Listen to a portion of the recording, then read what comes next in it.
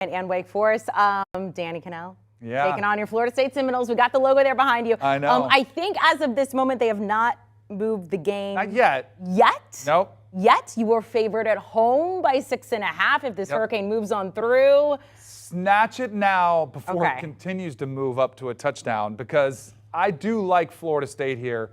This game makes me nervous. I don't love all the money that's come in because it opened at 3.5 and all this money comes rushing in on the Seminoles. But the reason I like them is I do think this is a different team than we've seen over the last 5 years at Florida State. Incredibly up and down. You can't really trust them. Jordan Travis is playing as good as anybody that's out there. He comes back off, sooner than we thought off the injury. He looked spectacular last week. All of a sudden, his receiving core, not just one guy. Johnny Wilson's been getting a lot of attention for the performances he's had, but they've had several guys rolling 4 deep that have stepped up big for the Seminoles. I think this one could be a little bit of a higher scoring affair because Wake's offense, as we saw against Clemson, is able to put up points against anybody. But I just trust this Florida State team more than I have in years past. So I'm going to go. It's crazy. If you would ask me before the season, I'm like, oh, that's probably a loss. And now they are as almost a touchdown favorite. But I do think they're getting healthier, and I think they're playing with a ton of confidence. First time we started 4-0 since, 2015? Yeah. First time they've been ranked in 5 years. It's been a while. You got to feel good about yourself. I feel like you're cautiously optimistic. I am very cautious. Like, you're not smiling during any of this. Because I can't stand when programs are you back or not. I don't even want to go there at all. You got to prove you're back first. Okay.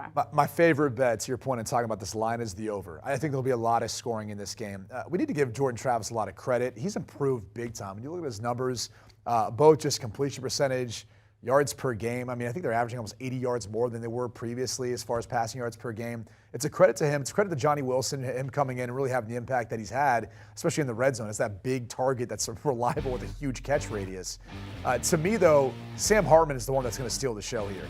You couldn't have asked for much more from him last week. He was phenomenal, and they still didn't come away with the win.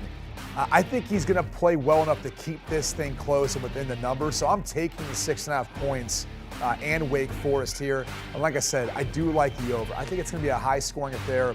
Both these defenses just trying to keep up with what's going to be attractive. Danny, if this moves somewhere else, does that change your mind a lot? I won't love it. And I was bummed because the students were sent home Tuesday to Friday. Classes were canceled. So I wanted to see a loud atmosphere. There's a lot of excitement around the program. I'm curious to see what type of crowd you do get. Hopefully things blow through and everybody's okay. Everybody comes back rested and ready to go, even louder. But we'll see how that goes. All right. Do you want a sports network that delivers everything that matters about the game? The highlights, the picks, the instant analysis, no yelling, no fake debates, no politics. Hit the subscribe button and never miss a moment.